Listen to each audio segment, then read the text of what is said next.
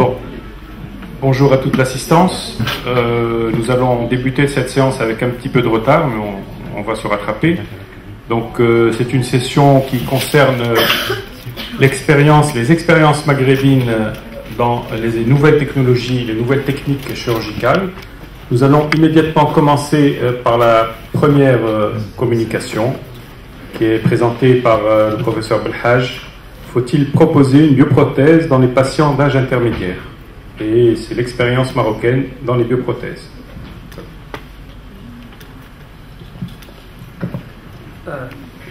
Merci. Messieurs les modérateurs, chers amis, je suis très heureux d'être parmi vous et je remercie la Société marocaine de nous avoir invités.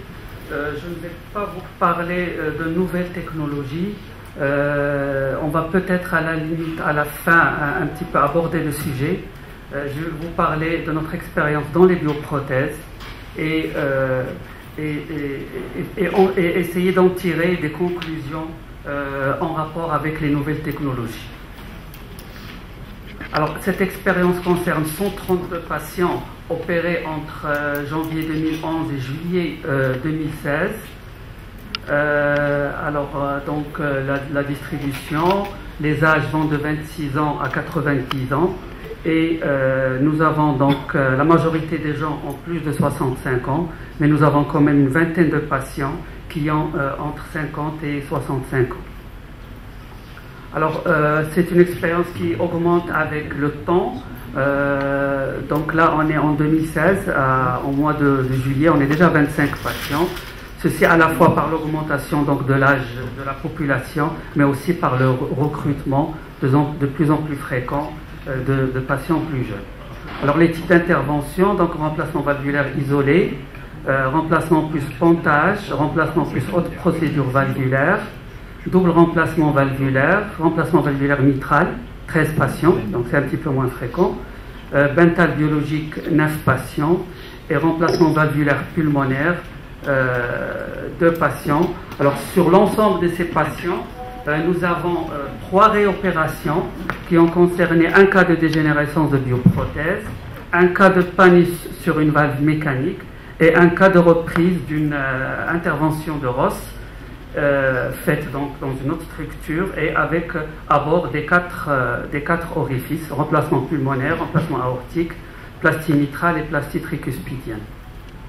Alors les types de valves, donc une majorité de valves aortiques et un petit peu de valves mitrales et 2 valves pulmonaires. Alors les types de valves, donc c'est un petit peu disparate, Mitroflow, Trifecta, Medtronic en coque et de plus en plus maintenant de Edwards, Erimont ou Magna.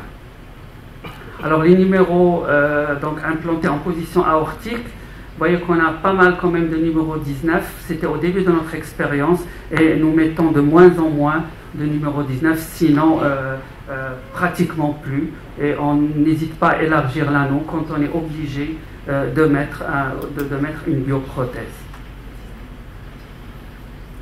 Alors, donc en position mitrale, donc en coque et Edwards. Alors, voilà en position pulmonaire. Alors les résultats, nous avons donc une mortalité opératoire de 10 patients, soit 7,5%. Nous avons une mortalité à distance de 7 patients sur les 6 années d'observation. Et nous avons pu recontrôler 101 patients. Et là, j'en profite pour rendre hommage au docteur Mounia Ouazzani qui, avec beaucoup de rigueur et d'abnégation, a recontrôlé cliniquement et échographiquement tous ces patients qui ont été convoqués donc, à notre service. Et nous avons quand même 14 patients pour lesquels on n'a pas eu d'informations, dont certains patients habitent l'étranger. Alors voici donc les patients quand ils reviennent à la consultation. Ça me fait plaisir de les revoir en salle de consultation. Alors voici les complications qu'on a notées au cours de cette évolution. On a eu 2 complications hémorragiques sévères, dont une aboutit au décès du patient, un AVC thromboembolique, pas d'endocardite bactérienne et 6 dysfonctions de valves. Alors nous avons pris comme définition de la dysfonction celle qui est donc stipulée dans les guidelines Et voilà, donc soit un gradient supérieur à 40, ce qui dénote en fait déjà d'un stade avancé de dégénérescence, soit une IAO supérieure à grade 2 avec absence d'endocardite. Nous avons inclus les fuites paraprothétiques dans ces dégénérescences de valves. Alors voici donc le détail des 6 dysfonctions que l'on a. Ce sont des dysfonctions précoces puisqu'ils sont survenus donc, dans les 6 ans. Alors 4 dysfonctions sténosantes, 3 mitroflow 19, et là on comprend pourquoi, et 2 fuyantes, une paraprothétique et une intraprothétique, et pas de dysfonction sur la quinzaine de prothèses mitrales. Alors pour les malades âgés entre 50 et 65 ans, nous avons 20 patients, une mortalité opératoire de 1 patient qui relève plus de l'état préopératoire du patient, pas de mortalité tardive et on a quand même une dysfonction précoce sur une mitroflow 19. Alors très rapidement, au revue de la littérature, donc que ce soit les guidelines américains ou les guidelines européens, il existe toujours une zone de flou concernant les patients qui sont âgés entre 60, 70 ans, 65 ans, 55 ans à 70 ans, en fonction donc des guidelines, où il n'y a pas de recommandation spécifique et où on laisse le choix à l'équipe traitante. Alors là, je vous rappelle bien entendu donc le poids de chaque complication qui détermine le choix de la prothèse. Et donc c'est l'étude donc, de ces différentes complications qui permet donc de mesurer en fonction de l'âge le type de prothèse. Alors très rapidement, pour schématiser ça, donc ce travail de Chiang qui a concerné pratiquement 2000 patients mécaniques et biologiques. Et première chose qui frappe, c'est que la survie à 15 ans pour sa tranche d'âge, donc c'est les gens âgés de 55 à 70 ans, la survie à 15 ans est la même, que ce soit une valve mécanique ou une valve biologique. Par contre, la différence se fait au niveau des complications. Au niveau des thromboses, il n'y a pas de différence entre les deux. Par contre, bien entendu, au niveau des réopérations, les bioprothèses sont nettement plus reprises que les valves mécaniques. Et la mortalité des reprises de bioprothèses dans cette série est de 9%. Ce qui est largement supérieur à ce qui est maintenant décrit. En fait, la reprise isolée sur une bioprothèse, la mortalité maintenant décrite varie entre 2 et 5% quand c'est une reprise réglée. Voilà. Donc, alors, par contre, dans les hémorragies sévères, qui est éventuellement donc la principale complication des valves mécaniques, là, le désavantage est nettement pour la valve mécanique. Et ce qui est important à signaler, c'est que ces hémorragies sévères s'accompagnent de 13% de mortalité, donc largement supérieure à la mortalité des réopérations. Alors, dans une étude de Rahimatullah sur la ville de Vancouver, là aussi concernant un très grand nombre de patients, le croisement des deux courbes de bénéfices et de complications entre valves mécaniques et valves biologiques se fait à 55 ans, et au-delà de 55 ans, le risque cumulé entre réopération et hémorragie est nettement supérieur pour les valves mécaniques que pour les bioprothèses. De même pour la qualité de la survie, c'est-à-dire la survie sans complications, là aussi, au-delà de 55 ans, l'avantage est nettement en faveur des bioprothèses. Alors là, c'est un travail donc, qui vient d'être publié, que vous avez certainement, ou la majorité d'entre vous déjà vu, qui va faire, à mon avis, date dans l'étude des bioprothèses. C'est le travail donc, de Bourguignon, qui a pris un très grand nombre de patients, c'est 2500 patients, et sur ces 2000 patients, il y avait 500 patients qui étaient âgés entre 50 et 65 ans, qui ont eu des bioprothèses, avec une durée de surveillance qui dépasse 20 ans. Donc on a tout, grand nombre de malades, surveillance longue, très longue et surveillance très rigoureuse puisque le follow-up est quasi total.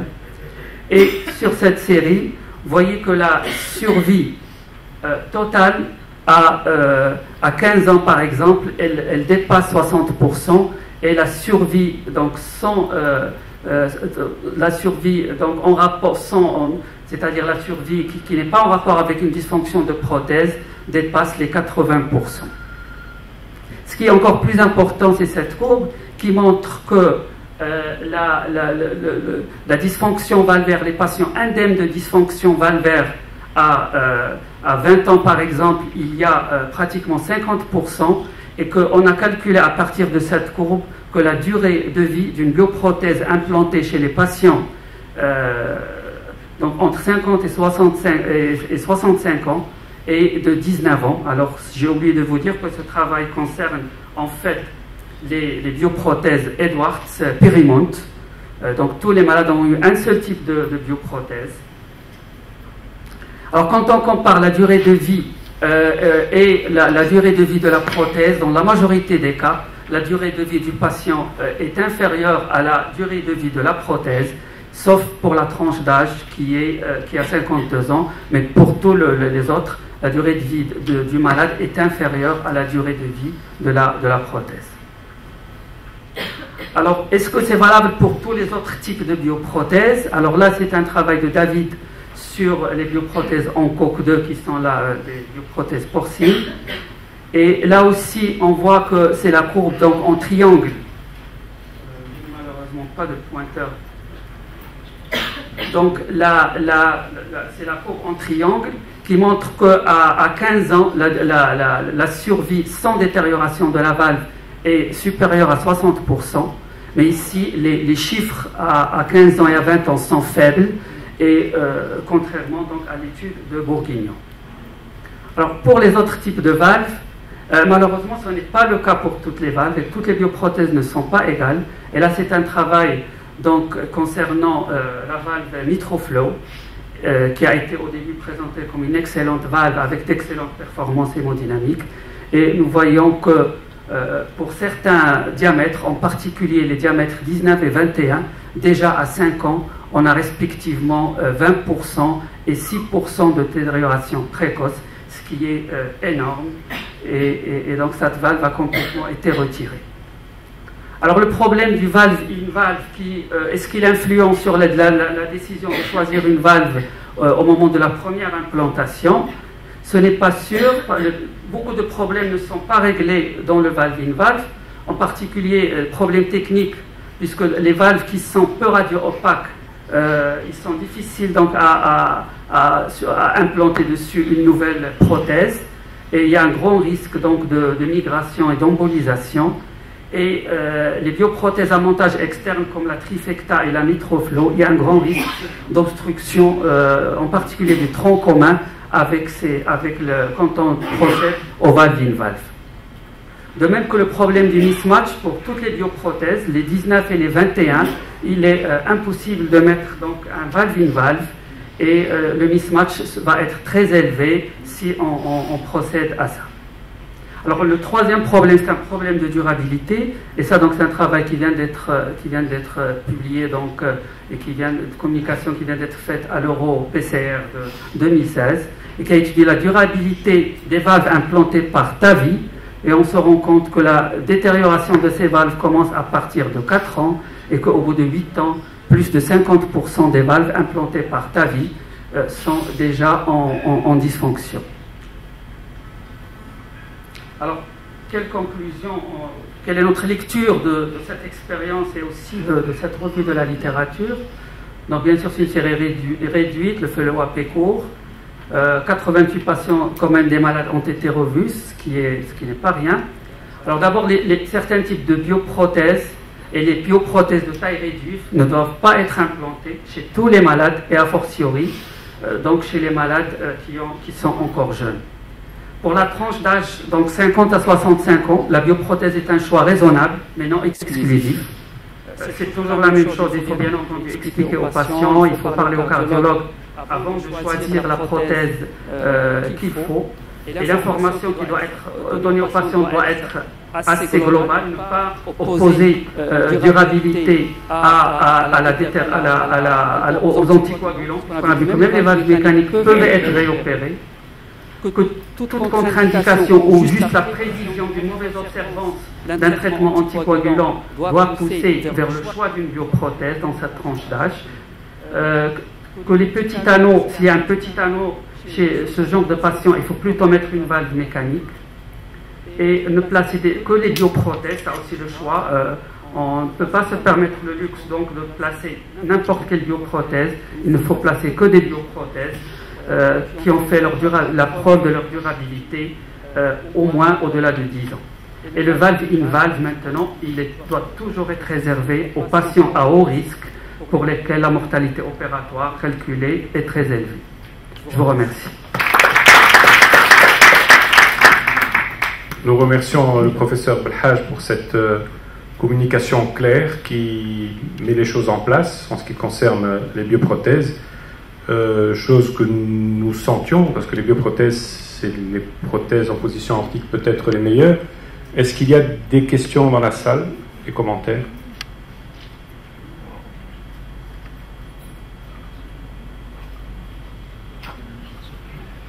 Professeur Belhaj. Oui, c'est juste pour faire le distinguo entre valve bioprothèse, position mitrale, position aortique. Position aortique, c'est vraiment, elle reste longtemps, il n'y a pas de problème. Position mitrale. Position mitrale, je ne sais pas quelle est l'expérience dans cette série, mais pour nous, position aortique, valve aortique, je pense que la bioprothèse, elle est extrêmement importante à considérer. Oui, effectivement. Donc là, j'ai insisté surtout à la deuxième partie sur les bioprothèses aortiques. Le choix, les recommandations que j'ai dit ne concernent que la prothèse aortique. D'ailleurs, ça a été stipulé dans le titre. Je suis désolé si ça n'a pas été assez explicite.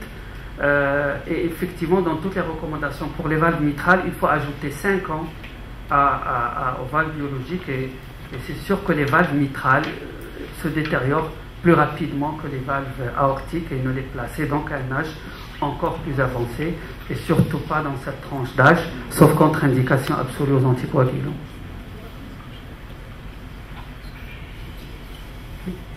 Est-ce qu'il y a encore une question? Bonjour.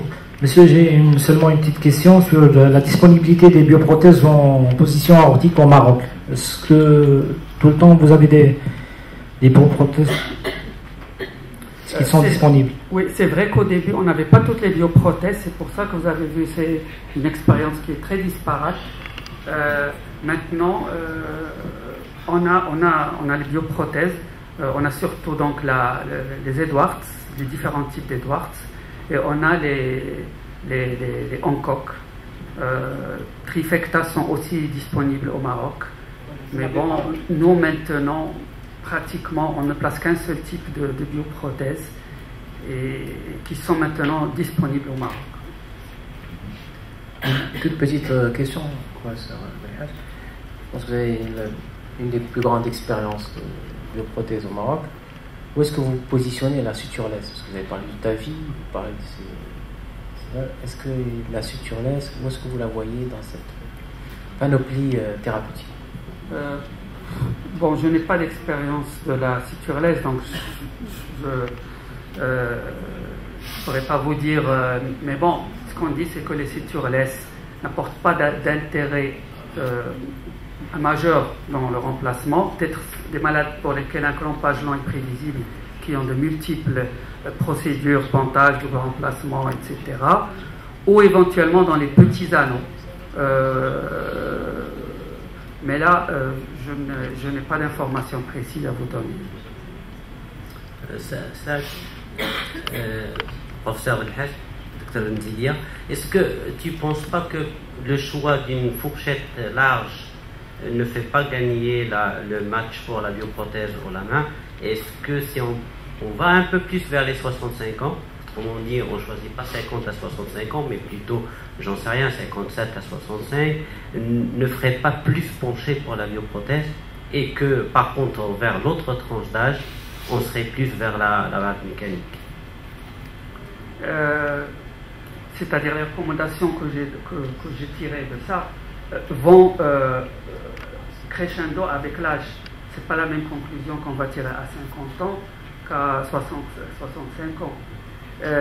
Dans l'étude de Bourguignon, je n'ai pas projeté la diapositive, mais il a étudié en fonction de l'âge. Il a 50, 55, 55, 60, 60, 65. Et il a trouvé que la survie à 15 ans et à 20 ans n'était pas influencée par l'âge. Peut-être une dernière question, parce qu'on a un petit programme. On va en dire deux. Je voudrais vous poser une question concernant une autre tranche d'âge. Je ne sais pas si vous avez une expérience sur les patients moins âgés, c'est-à-dire spécialement pour les femmes, en âge de procréation. Et qu'est-ce que vous en pensez? Est-ce que dans notre contexte, ça serait une bonne indication? Oui, on a quelques malades, je crois qu'on a 4 ou 5 malades, je n'ai pas le chiffre en tête, des gens qui ont on a des femmes de 26 ans, on a bien sûr les vaches pulmonaires qui sont jeunes, on a 2 femmes en âge de procréation et qui ont demandé à avoir une bioprothèse. On n'a pas hésité une seconde à leur mettre une bioprothèse, une Magna. Et là, on est à 3 et 4 ans et on n'a pas encore de signes de détérioration, mais c'est sûr qu'elles vont revenir un jour ou l'autre pour être réopérées. C'est-à-dire, est-ce qu'on pourrait recommander ça dans notre contexte, c'est-à-dire pour toute femme qui est en phase de procréation, si elle accepte bien sûr, c'est-à-dire d'aller vers la bioprothèse, et à ce moment-là, c'est-à-dire on pourrait augmenter le nombre de ces bioprothèses dans notre pays et élargir, parce qu'on n'a pas les mêmes indications que les autres pays avec ce rhumatisme articulaire aigu. C'est-à-dire tout dépend de la compliance aux anticoagulants, il faut que ce soit le patient qui choisit lui-même, il faut lui donner toutes les informations et les laisser choisir. Et puis même quand on met une valve mécanique, maintenant la tendance est à avoir une anticoagulation modérée, c'est-à-dire un INR entre 2 et 2,5. Et donc ça donne pratiquement autant de complications thrombotiques, donc pas plus, et beaucoup moins de complications hémorragiques. Et si une femme jeune choisit une bioprothèse, on n'hésitera pas à la lui placer. C'est fréquent, les jeunes femmes. Notre consoeur cardiologue, s'il vous plaît. Non, Maureen, il y a une dame, s'il te plaît. Allez-y. Bonjour, professeur Bilhaj, merci pour cet excellent exposé. Je voudrais savoir, est-ce qu'on place les bioprothèses dans tous les services de chirurgie cardiovasculaire à Rabat ou à Casa? Est-ce que dans tous les services, on a en place des bioprothèses? Parce qu'on adresse, nous, les malades à Rabat, mais on ne sait pas. Par exemple, j'ai le souvenir d'une patiente âgée qui avait un RAO que j'ai adressé à Rabat. Elle a eu une prothèse mécanique. Et à l'occasion d'un accident hémorragique, elle est décédée. Alors, envoyez-nous tous vos malades qui ont besoin de... Non, je pense que ça se fait dans tous les services, il n'y a pas de raison que ça ne se fasse pas. Mais il faut avouer, les cardiologues, malheureusement, chez nous, bon, je ne vais pas prendre beaucoup de temps, n'insistent pas beaucoup et ne participent pas beaucoup au choix de la bioprothèse, de le choix du type de prothèse. Et ça, je pense que dans ce genre de réunion, il faut insister sur ça. Ça doit se faire avec le cardiologue et avec le patient.